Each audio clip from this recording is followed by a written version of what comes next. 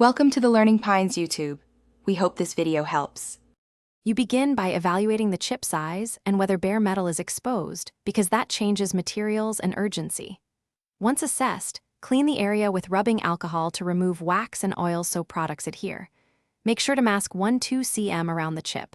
That protects surrounding paint. Then, use 400 grit only on rough edges to feather the surrounding paint. Do this gently. You want a smooth transition. Once done, re-clean and let the surface dry before moving to filling. You now build the repair from the inside out. If metal shows, apply a thin rust-inhibiting primer and let it flash dry. This prevents corrosion. Then, use a matched touch-up paint and deposit tiny amounts with a brush or a toothpick, starting center to edge, letting each thin layer cure 10 to 20 minutes. This avoids runs.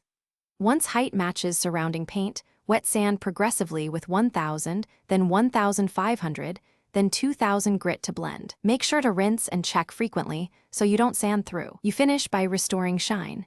Use a medium polishing compound on a soft pad to remove micro scratches, then follow with a fine polish to bring back gloss.